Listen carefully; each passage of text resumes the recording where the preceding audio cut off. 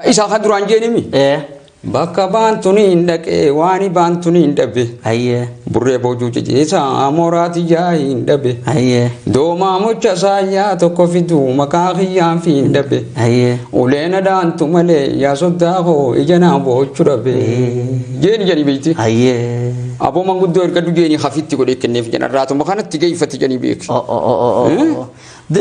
Akkana jechuun namni dhabaan kan maallaqaas dhabee wahuma afaanuma bareedaas dhabe. Afaan arraada bareedaa jecha bareedaa namni maallaqa dhabee jecha bareedaa harkate qabeenya qaba. Qabeenya guddaa. Sababa suniin fuudhee bonfuunere. Arraata kana gayfate abbaan sunis hayyu. Ayyee. Hayyummaa fiitiin anaa irra jira beekee gurbaan dhugaa na himate jee. Ayyee. Akkasi kennee fi jan. Maashaallah. Akkasi beeki.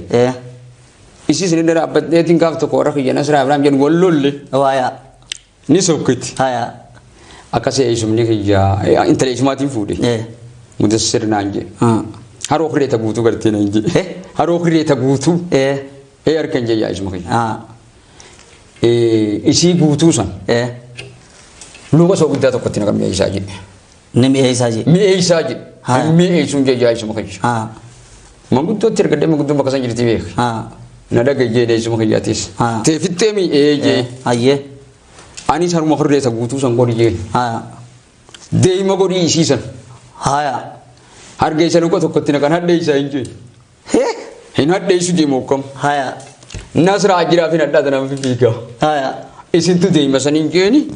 Beeki namni beeku namaaf wanna godhaa. Laal irra deebiname akka hawaasaaf illee gartu. Warra keetiitu sokkee sibira deeme. Egaa cunqurfama keessaa kan gaafa goosan. Hin galchinu jeeti. Hin galchinu jee manguddoo nam lamatti ergee. Adii si hime ma. Adii naa hime. Maal jee haroo. Kanaan fiigaa dhaqee manguddoo naa dhabdanii isiniin fuudha jee qeetti jaatti dhaqe. Kopheen baafanne maan akkatti kopheen dhaabbadda. Yaa manguddoo teenya naa dhabdanii haan jee. Mudassir naan jee. Yoo hin jee. Haroo hurreeta guutuu gartee naan jee. Harkeen jee jaayisuma kiyya. Ayyee. Isi guutuu sayyoo luka soo guddaa tokkotti naqan hadheessa mi'eessaa jee. Hin mi'eessu. Hin mi'eessu hin mi'eessu. Wulii dhumte jechuusaati. Akkasii manguddoo fiddaamii waan feete fiddura mi'eessitu jee mile. Akkasi. Yaa isuma kiyyaatis takkitti yeroo fanarraa baasin jee ansi mi'eessu. Haroo hurreessan taa guutuu gartee yaatis. Harkee. Hoggaatan hanqa. Isiisan deema godhi. Isiisan deema godhi. Hargeessa akkasi gaaraa hadhaa'usan yoo luka tokkotti darban hadheessaa hin jee. Hin hadheessu. Hin hadheessu jee. Hadhaa tana wanni fiiguun Nasraa jira. Isintu deema sani jee. Haya. Manguddootti dhiisi. Alawaadaa dhaqee miti yoo gurbaan dhugaa himate jala fayyee. Egaa guyyee sanii naaf isi walitti lollee. Maashaallah maashaallah. Akkana sheekha kiyya beeki gaa harajuu hunnee jechuu fi jamma. Bandillee warri tiifirrallee na laalu. Nallee warri ajaa'ibu.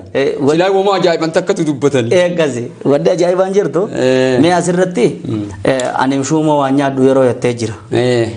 Maarree kan nama dhaggeeffanne kana mudaa dhuguun beddiin keetan kana jedhan kana maalirraa jechuun jaame. Akki amma gaa. Efiifuun bariyaan koo iyyuun baddini. Ani waa shuumoo nyaadhu mudaa adikuun baddini. Biddeena bahaa nyaadhu jala guuruun baddini. Mudattu waan lakkisu jala guuruun baddini. Oromiyaa biyya abbaa kiyyaatiin jira. Keessummaa sittiin dhufne yaadarree hidhii toluun baddini. Takka amma gaasibira buleemi. Takka gandaatu. Haadhuun manaa tanaatu. Takka keessummaa tan jabeessii taati. Takka abbaa manaa kan jabeessii isaa mire. Kanaani firraa dubbatan. Kanaani dubbata.